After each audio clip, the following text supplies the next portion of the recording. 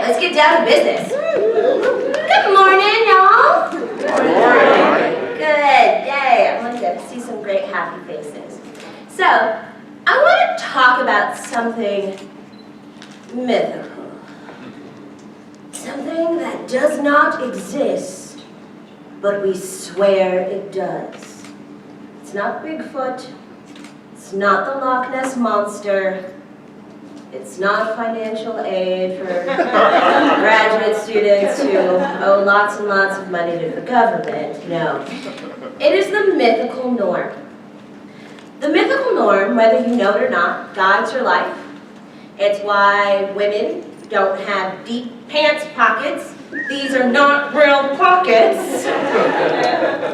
It is why men's clothing is called men's clothing. It is why some people believe pink is a girl's color, and why some people believe blue is exclusively for boys. It is why people believe boys and girls are a thing, even though we know that gender and sexuality are not binaries. But we believe these things. Why?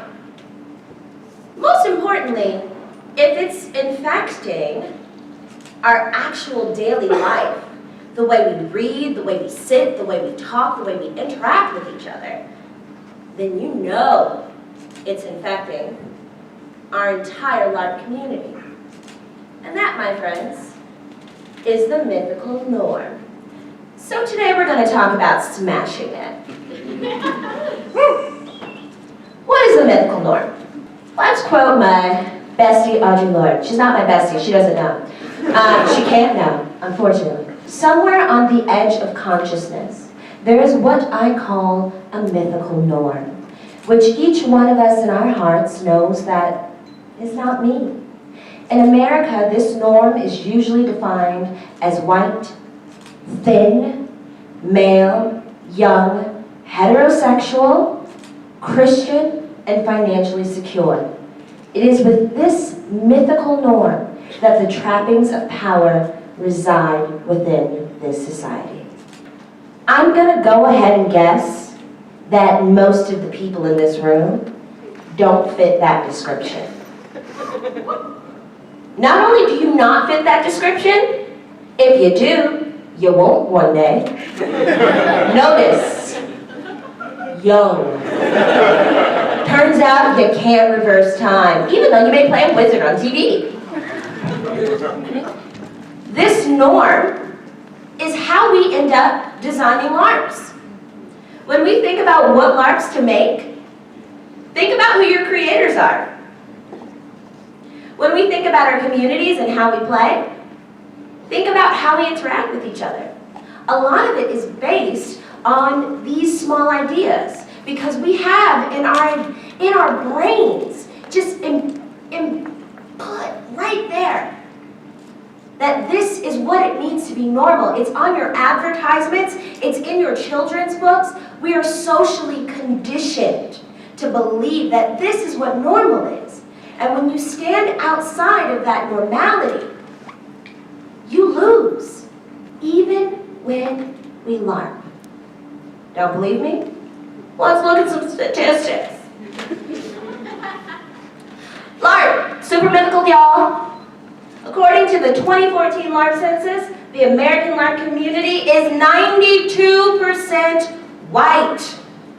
That's a lot. 60.9% identify as male. Oh, that's also a lot. 61.9% are between the ages of 20 and 34. That looks real male, real white, and actually kind of young, but not really young because we're millennials, we can't make up our mind. We're kind of split in the middle. I kind of technically fall in that demographic, but not really. I don't really feel my age. Probably all the loans. Moving on. Because these are our statistics, who's creating our games? If our games are only created by white men between the ages of 20 and 34, you're only going to get subjects that appeal to white men between the ages of 20 and 34. You're going to get pushback for the smallest things, when the smallest things are just you asking to be included. When you are just asking to be wanted within the fiction.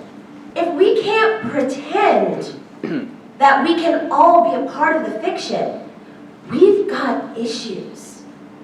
And it goes deep. How can Larp uphold our mythical norms? Well, if you've ever been a person of color, or any single person who's tried to critique a Larp on the internet, someone will tell you, why can't we just have fun? Larp is not political. Look, the way I brush my teeth in the morning is political.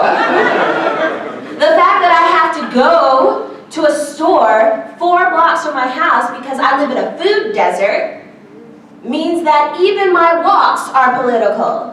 I don't have a choice about being political. When you say that, you're being a little lazy. Put profits and game over players and their experience and safety.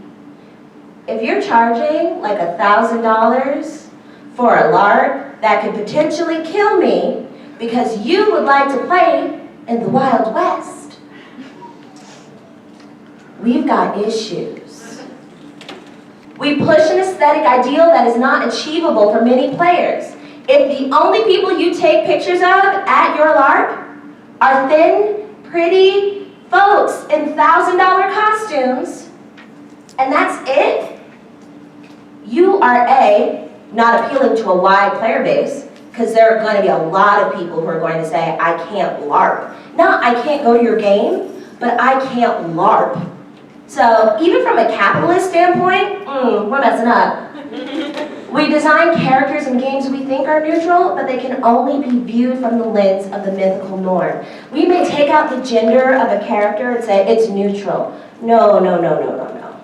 My entire life is dictated by the things that happen to my body. That means that my backstory, if it's set in America in 1962, is never going to be like, and she left her small town of Michigan, completely safe and free from harm, in order to join the big lights in the city. I mean, it could be if we're playing in some sort of complicated revisionist history, and that could be okay, but generally, I'm gonna need more than that. We fail to include marginalized designers and projects at the idea stage. Before the Larp needs to be fixed due to social pressure rather than genuine effort to learn and change. Invite people to the table. There's so many talented designers that you can have here that will make your game super cool, that will bring their own style, their own flavor, their own amazingness. But if you don't invite them, but then ask them to fix it later, you are problematic. We cast and document people based on our own internalized preference for the mythical norm. Let me tell you, I'm really cute. I know that I'm cute, okay? So if I don't get cast in a role that is only for someone beautiful, quote unquote, why? Because I am, let's reiterate this point, very cute. We continue to focus only on a few types of LARPs rather than normalize the entire culture. LARP is more than blockbusters. In fact, blockbusters don't even know what to call each other. Stop calling everything Nordic LARP. Everything is not Nordic LARP. I have gone to Nordic LARPs. Some of the things we are calling Nordic LARPs are not that. And some of the things they call Nordic LARPs are not Nordic LARPs because they're having their own conversations about it. It's really interesting, and the infighting is beautiful, but they're all friends at the end. They go for expensive beers. I just want to go back to this one, because this is very important. Why can't we have fun? Why can't we do it? Why are you stopping me from my fun? I just want to put on blackface as an elf. I just want to look like an why? Orcs look just like this because D&D said so, and it has nothing to do with a complicated history of racism put into science fiction and fantasy literature. It has nothing to do with that. Don't you tell me that. Now repeat this in several different languages that I do not speak. But Google Translate is lovely. But over and over again, why can't we have fun? You can have lots of fun. I want everybody to have fun. I'm not trying to take away your fun. No one's trying to take away your fun. You just can't have fun at the expense of marginalized people. That's not okay. Because they want to be your friends. They want to hang out. They want to LARP just like you. But if they're at a game where they feel unsafe and uncomfortable, the person that's really missing out is you. You know what? Lots of things. Lots of things we thought were fun. There are lots of terrible, awful, truly ridiculous things. Blackface was fun. It was a major entertainment. We don't think it's fun anymore, do we? Oh, rampant misogyny? That was also super fun. We thought it was fun enough to put on our ads. Why is it in our games? Neither of these should be in our games. What one person may think as taking away fun is really just the dominant culture losing power. They think that they're losing power. You're not losing power. You're gaining a whole world you need access to. Everyone deserves to be a part of LARP. Every single person. If you truly think LARP can save the world and LARP can be transformative, then you better not lock people out of your games. Diversity is not trendy. You can't put a person of color on a photo in your LARP and say, well, my LARP's diverse now. No. You have to do the work. And the work is hard. I've done the work. The work is hard. You can't sleep sometimes. You have to ask 18 different people. But once you do the work, you have a richer game. It is necessary. It's a necessary component of creating a healthy, more balanced community when everyone is encouraged to play and reap the benefits. So, Jonaya, you asked me, how can we destroy the mythical norm? With fire. Depending on where you are. Lots of heated discussions. But mostly, intersectionality, which is my favorite thing because it helps all of us. It's really not just for one person. The idea of intersectionality was coined by Black American feminists. And intersectionality is the idea that multiple oppressions kind of inform each other. It is not enough to be a person of color and also a woman. Maybe you are trans and you are also from Bali and also you have a learning disability, and that means that you would like to create a Balinese learning disability LARP in which you explore your culture and your heritage, but you also talk about these interesting things that are going on in your community, and you want to make that LARP. That's a great LARP. There are so many great LARPs that we end up missing out on. Okay? We are only socialized to believe in the mythical norm and to uphold it. When we get angry at each other and say, oh, well, we can't do this, it's this way, it must be this way. Think about how many times we are upholding this mythical norm. Socialization is the process of being trained into our culture. You are trained since birth to believe these things. It's not you being the world's worst person, it's us not talking to each other and learning from each other. That's what it is. How can we design intersectionally? I'm going to have to go fast on this. There's a lot. People are more important than your LARP. Consider the theme of the LARP and why you want to make it. Work with creators from all sorts of marginalized communities. Truly understand the tolls, joys, and awful lows of oppression play. You can't just play oppression without thinking about it and without having a concern for the people playing.